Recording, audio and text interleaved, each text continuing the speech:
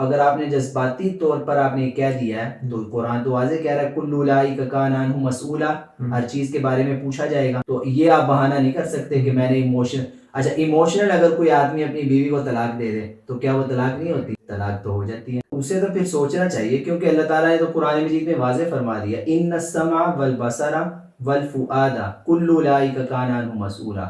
السلام علیکم خواتین و حضرات، رمضان اسپیشل پوڈ کاسٹ میں آپ کو خوش آمدید کہتا ہوں. جیسا کہ آپ جانتے ہیں کہ رمضان کے حوالے سے رمضان کی فضیلت اور مسائل کو لے کر ہم نے یہ پوڈ کاسٹ سٹارٹ کی ہے. تو آج بھی اسی کا ایک پارٹ ہم سٹارٹ کرنے جا رہے ہیں جو کہ آخری عشرے کے حوالے سے ہے، جس میں طاق راتیں ہیں، شب قدر ہے، اعتکاف کی فضیلت ہے، اعتکاف کے مسائل ہیں. تو میرے ساتھ میرے مہمان موجود ہیں اسلامک اسکالر جناب عمیر سلیم صاحب. تو بلا امید باندھے میں ان کی طرف بڑھتا ہوں اور اپنے آج کے سیشن کو سٹارٹ کرتے ہیں. سب سے پہلے تو ویلکم اور السلام علیکم آپ کو. آج وعلیکم السلام، کیسے ہیں آپ؟ الحمدللہ میں ٹھیک ٹھاک، شکر ہے اللہ کا. تھوڑی سی جو تاخیر ہوگی کچھ میری طرف سے کہ ہم درمیان کے عشرے میں نہیں پوڈ کاسٹ کر سکے، تو لیکن آج سب آپ نے جتنی بھی کیوریز ہیں نا ان کو آج اس میں کر لیتے ہیں. ہاں میں کمنٹس میں دیکھتا رہا کہ ہماری آڈینس بڑا ہمارا انتظار کرتی رہی ہے، اور یہ ایک سلسلہ جو سیریز ہم نے شروع کی تھی بہت مفید ثابت ہوئی ہے، اور انشاءاللہ یہ بہت اچھا سلسلہ چلے گا ہمارا. چلیں سب سے پہلے جو ہے نا ہم کیونکہ آخری عشرہ ہے تو آخری عشرے کو لے کے سب سے پہلے اعتکاف کا ذہن میں آتا ہے. اعتکاف کی فضیلت بتا دیں، دین اس کے بعد اس کے مسائل کے اوپر ہم آتے ہیں. دیکھیے رمضان المبارک کا مہینہ بہت فضیلت والا مہینہ بے ہے، شک اس کی ہر عبادت ہی بہت بڑی عبادت ہے، ایک لمحہ بہت. لیکن آخری عشرے کی جو سب سے عظیم عبادت ہے، سب سے بڑی عبادت ہے، وہ اعتکاف کی ہے. جی. اور اعتکاف کا مقصد ہے لیلۃ القدر کو تلاش کرنا.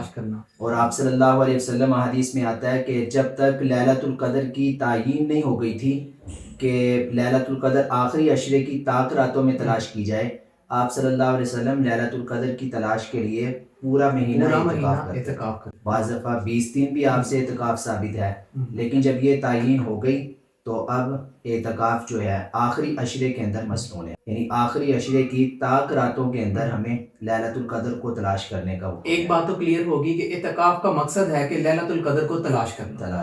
اب اس کی تھوڑی سی فضیلت لیلۃ القدر پہ ہم بعد میں بات کریں گے، پہلے ہم بات کرتے ہیں اعتکاف کے بارے میں. اعتکاف کہتے کسے ہیں؟ لیکن ہم اگر اعتکاف بیٹھے ہیں، ہمیں نہ اعتکاف کا پتہ ہے کہ اعتکاف کسے کہتے ہیں، اور نہ ہمیں اس کی شرائط کا پتہ ہے، نہ ہمیں اس کے مسائل کا پتہ ہے، تو یہ تو وہی بات ہو گئی کہ روزہ رکھ کے انسان کو بھوک پیاس کے علاوہ کچھ حاصل ہی نہیں ہوتا. تو پھر اعتکاف سے بھی انسان بیٹھا ہوا ہے، وہ سمجھ رہا ہے کہ میں جس مقصد کے لیے بیٹھا ہوں وہ مقصد مجھے حاصل ہو رہا ہے، حالانکہ کچھ بھی نہیں ہے، صرف وہ مسجد میں بیٹھا ہوا ہے اور ایسی غلطیاں کر رہا ہے، اور ایسی اس سے مسٹیکس ہو رہی ہیں کہ جس کی وجہ سے اس کا اعتقاد تو ختم، اپنی طرف سے وہ ٹھیک کر رہا ہے لیکن اسے پتہ نہیں ہے، اپنے گمان کے مطابق وہ یہ کہ میں لیلۃ القدر کی تلاش کے لیے اعتکاف میں بیٹھا ہوں. دیکھیں جتنی بڑی اہم عبادت ہوگی اس کی شرائط بھی تو ہوگی.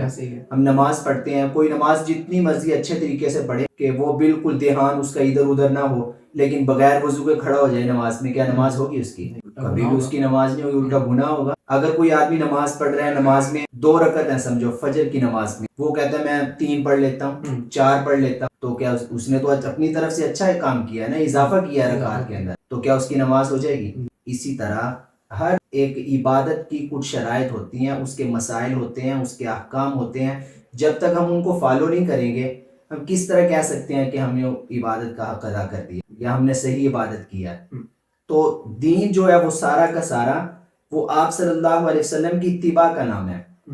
ہم آپ صلی اللہ علیہ وسلم کی اتباع اور آپ کی فرما برداری سے ہٹ کے کوئی کام اپنی طرف سے کر رہے ہیں تو ہم یہ نہیں کہہ سکتے کہ ہم نے کوئی دین کا کام کیا. تو آئیے بات کرتے ہیں اعتکاف کے بارے میں. اعتکاف عربی زبان کا لفظ ہے، اس کا معنی ہوتا ہے رکنا. جی، عکف، رک جانا. تو معتکف جو ہوتا ہے وہ اپنے آپ کو مسجد کے اندر تمام دنیاوی اور اپنے ضروری کاموں سے بھی مسجد کے اندر اپنے آپ کو روکے رکھتا ہے اللہ کی عبادت کے لیے اور اعتکاف کے مقصد کے لیے، اس لیے اسے اعتکاف کہتے ہیں. تو یہ تو تھا اعتکاف کا لفظ کیا ہے. تو اب ہم بات کرتے ہیں کہ اعتکاف کے لیے شرائط کیا ہیں. کوئی آدمی، کوئی مسلمان اگر اعتکاف بیٹھنا چاہتا ہے تو وہ کون سی شرائط ہیں جن شرائط کو لازمی طور پر سامنے رکھ کے وہ اس کا اعتکاف صحیح ہوگا؟ ٹھیک ہے. تو سب سے پہلی بات تو یہ ہے کہ وہ مسلمان ہو. ٹھیک ہے. اور دوسری بات یہ کہ وہ سمجھدار ہو، عاقل بالغ ہو.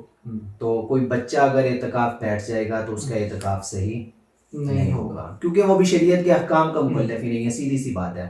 ایک لمٹ ہے کہ مطلب اتنی ایج ہو جائے تو اس کے بعد شریعت کے احکام کا کوئی شخص مکلف ہوتا ہے مسلمان. تو عاقل ہو بالغ ہو. یہ دو شرائط یہ ہو گئی، پہلا مسلمان، دوسرا بالغ ہو. تیسری کون سی ہے؟ تیسری شرط یہ ہے کہ جو تمام عبادات میں شرط ہے، نیت کرنا. کیونکہ انما الاعمال بالنیات، نیت کے بغیر کوئی بھی عمل جو ہے وہ. تو اعتکاف کے لیے اعتکاف کی نیت کرنا بھی ضروری ہے. ٹھیک ہے. تو جیسے ہم نماز پڑھتے ہیں، اس کے لیے کوئی الفاظ دہرانا ضروری نہیں ہوتا نیت کے لیے. اگر نماز کے لیے جس طرح ہم نیت کے الفاظ ہیں ان کو اپنی زبان سے ادا کر دیتے ہیں تو اسے بھی یہ بھی ٹھیک ہے نیت. لیکن نیت نام ہے دل کے اندر ایک ارادہ کرنے کا. مطلب میں اگر 2 رکعت نماز پڑھ رہا ہوں تو مجھے پتا ہو میں کون سے وقت کی نماز پڑھ رہا ہوں، کتنی رکعت پڑھ رہا ہوں، اس کا نام نیت ہے. تو اگر بعض اچھا یہ بڑی مسٹیک ہوتی ہے ایک کہ ہم نماز کی نیت مان لیتے ہیں اور ابھی نماز کے لیے تکبیر تحریمہ کہہ دیتے ہیں، ٹھیک ہے، اور نیت نہیں ابھی ہوتی ذہن کے اندر کچھ بھی. پھر ہم پڑھ بھی رہے ہوتے ہیں، ساتھ ساتھ نیت بھی کر رہے ہوتے ہیں کہ میں فجر کی 2 رکعت پڑھ رہا ہوں، یا میں یہ 2 سنتیں پڑھ رہا ہوں، یا 2 نفل پڑھ رہا ہوں، یا 3 وتر پڑھ رہا ہوں. تو ایسا نہیں کرنا چاہیے. نیت کا کم از کم جو درجہ ہے کہ آپ کو کم از کم اتنا پتا ہو کہ میں کون سی نماز پڑھ رہا ہوں، کس وقت کی پڑھ رہا ہوں اور کتنی رکعت. ایک دفعہ دل کے اندر تھوڑا سوچ کے کہ میں یہ 2 رکعت نماز پڑھنے لگا ہوں، پھر اللہ اکبر کہے. اللہ اکبر جلدی جلدی کہنے کے بعد پھر نیت نہیں کرنی چاہیے. اچھا. تو یہ ظاہر ایک عمل ہم نے شروع کر دیا، اس کی نیت ہم بعد میں کر رہے ہیں. تو اس لیے اعتکاف میں بھی تیسری شرط یہی ہے، اعتکاف کی نیت کریں. ٹھیک ہے. کہ میں اچھا نیت کیا کرنی ہے کہ میں مسنون اعتکاف کی نیت کر رہا ہوں. پھر اس سے ظاہر ایک ذہن میں سوال پیدا ہوتا ہے کہ اعتکاف مسنون اعتکاف کیا ہوتا ہے.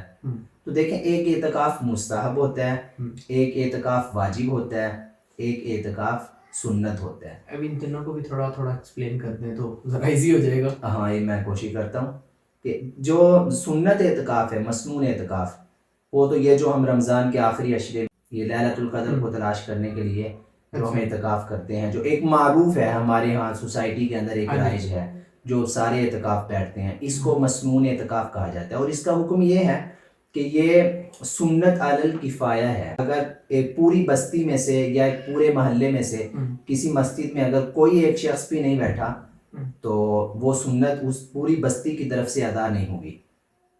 تو ایسا نہ ہونا ظاہر سی بات ایک بہت بڑی محرومی کی بات ہے کہ پوری مسجد کے اندر ایک شخص بھی اعتکاف نہ بیٹھے. آپ صلی اللہ علیہ وسلم نے تو پورے مہینے کا بھی اعتکاف کیا، اور آپ صلی اللہ علیہ وسلم سے 20 دن بھی اعتکاف ثابت ہے. یہ مسنون اس لیے کہلاتا ہے کیونکہ آپ صلی اللہ علیہ وسلم نے لیلۃ القدر کی طاق راتوں کے اندر تعین سے قبل جو اعتکاف کیا تھا وہ پورے مہینے کا اور 20 دن کا، تو وہ تب تک تھا جب تک لیلۃ القدر کی تعین اللہ کی طرف سے نہیں ہو گئی تھی طاق راتوں کی.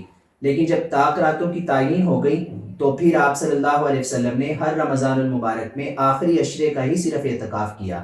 تو اب وہی مسنون کہلائے گا جو آپ نے مسلسل اپنی زندگی کے اندر اپنی حیات مبارکہ میں کیا ہے. 20 دنوں کا یا 30 دنوں کا اعتکاف مسنون نہیں کہلائے گا. آپ صلی اللہ علیہ وسلم نے وہ کیا ضرور ہے لیکن وہ مسنون نہیں ہے. تو اعتکاف مسنون وہی ہوگا جو آخری عشرے کے اندر. اعتکاف کی ایک قسم ہے واجب. ٹھیک ہے. واجب کا معنی تو آپ سمجھتے ہیں سارے، جو ضروری کام ہو، ضروری چیز ہو، وہ واجب کہلاتا ہے. تو یہ وہ قسم ہے جیسے ہم کہتے ہیں کہ میرا کوئی فلاں کام اللہ کر دے تو میں یہ کروں گا. اچھا، یہ منت والا سین ہے. منت مانگی ہے. صحیح. تو یہ منت مان لینا. اچھا، منت میں بھی نا 2 دن. دیکھیں، میں یہاں پہ ایک سوال کر لیتا ہوں. ایک ہے کہ اللہ سے منت مانگ لی، ایک ہے کہ ہم کسی چلے گئے دربار پہ، وہاں جائے کر لی کہ پیر صاحب میرا یہ کام کر دو تے میں تھوڑے جڑا ہے نا اینا بکرے داں گا، اینا صدقہ داں گا. اس میں اور اس میں کیا فرق ہے؟ تھوڑا سا یہ بتا دیں، پھر ہم اس کو آگے لے کر چلتے ہیں. دیکھیں، پیر صاحب اور یہ چیزیں تو اللہ تعالیٰ نہیں، ایک ہوتا ہے کہ چلے بزرگوں کے اس پہ فاتحہ کے لیے چلے گئے، ایک ہے کہ وہاں جا کے منت مانگی. وہ کیسا ہے؟ منت وہی ہے جو ہم اللہ تعالیٰ سے ایک پختہ وعدہ کر لیتے ہیں کہ میرا یہ کام ہو جائے تو میں فلاں عبادت کروں گا یا یہ کروں گا. اچھا، یہاں پہ بھی آپ سے میں ایک کرتا ہوں. فار ایگزامپل میرے پیپر آ گئے ہیں، رزلٹ آنے والا ہے، میں کہہ رہا ہوں یا اللہ میرا رزلٹ آ جائے، میں پاس ہو جاؤں، یا کوئی بھی نہ میرا یہ کام ہو جائے، 100 نفل پڑھوں گا. اس ٹائم تو میں کہہ دیتا ہوں کہ 100 نفل پڑھوں گا اور بعد میں میرے میں اندر اتنی سخت نہیں ہے, میں پڑھ نہیں سکا. اس کا کیا علاج ہے, مطلب اس کا کیا نقصان ہے, اس کا کیا گناہ ہے؟ دیکھیں رزلٹ تو آپ کا آپ کی محنت پہ ہی آنا ہے. وہ تو آنا ہے بالکل. وہ تو چاہے آپ 100 نفل پڑھ لیں 200 پڑھ لیں, آپ نے جتنی محنت کی ہے نا اسی کے حساب سے رزلٹ آنا ہے. ہاں البتہ یہ بات ہے نوٹ کرنے کی کہ اگر ہم نے ایسی منت مان لی ہے کہ میں 100 رکعت نوافل پڑھوں گا اگر میرا رزلٹ اچھا آتا ہے, تو یہ ایک قسم کے حکم میں ہے. اچھا, یوں سمجھ لو آپ نے ایک عہد کر لیا اللہ تعالیٰ سے کہ اگر میں کامیاب ہو جاتا ہوں کسی بھی کام میں تو میں اتنے نوافل پڑھوں گا. اب وہ آپ کے ذمے ضروری ہے, ضروری ہو گیا. تو اگر وہ آپ نہیں پڑھتے تو ظاہر بات ہے گناہ گار ہوں گے. اچھا, اگر بھول چوک میں انسان نے کہہ دیا کہ میرا یہ کام ہو جائے تو میں اتنے بکرے یا اتنا صدقہ جو ہے نا اتنا کر دوں گا, اور اس کے پاس ہمت ہے نہیں ہے ایک کی بھی, تو اس کا کیا حل ہو پھر؟ وہ تو گیا نا. تو اسے تو پھر سوچنا چاہیے, کیونکہ اللہ تعالیٰ نے تو قرآن مجید میں واضح فرما دیا ان السمع والبصر والفؤاد کل اولئک کان عنہ مسئولا. فؤاد کہتے ہیں ایسے دل کو, فؤاد کے لیے عربی میں قلب کا لفظ بھی آتا ہے, قلب بھی اور فؤاد بھی, لیکن قلب کہتے ہیں دل کی ایک نارمل حالت کو, اور فؤاد کہتے ہیں دل کی جذباتی حالت کو, ایموشنل حالت. تو اب یہاں اللہ تعالیٰ یوں کہہ سکتے تھے ان السمع والبصر والقلب, کہ تمہارے کان, تمہاری آنکھیں اور تمہارا دل, ان کے بارے میں تم سے پوچھا جائے گا. تو جان بوجھ کے اللہ تعالیٰ نے یہاں قلب کی جگہ فؤاد کا لفظ بولا ہے. فؤاد کہتے ہیں جذباتی کنڈیشن کو, ایموشنل کنڈیشن کو.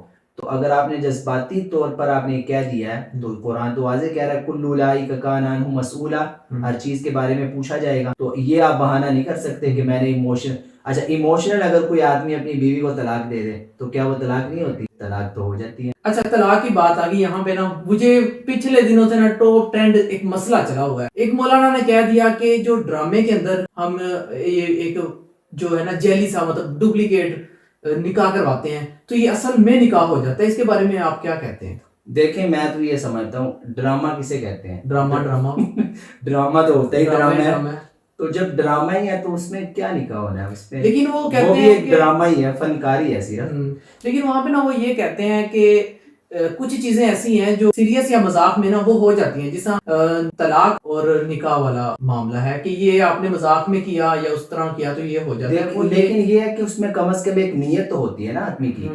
مذاق میں بھی اگر آدمی نکاح کر رہے ہیں تو مذاق میں ہو, سیریس ہو, کسی بھی طرح ہو, لیکن ایک پتہ ہوتا ہے کہ میں یہ نکاح کر رہا ہوں, طلاق دے رہا ہوں کسی کو, تو ہر ایک اس کام کی ایک نیت ہوتی ہے. ڈرامے کے اندر تو کوئی ایسی چیز نہیں ہے نا, اس میں تو ایک فنکاری صرف دکھانی ہے. آپ اداکاروں کے حق میں بول پڑے ہیں باقی تو سب جو ہے نا انہیں رگڑا لگا رہے ہیں, لیکن آپ بول پڑے ہیں. چلیں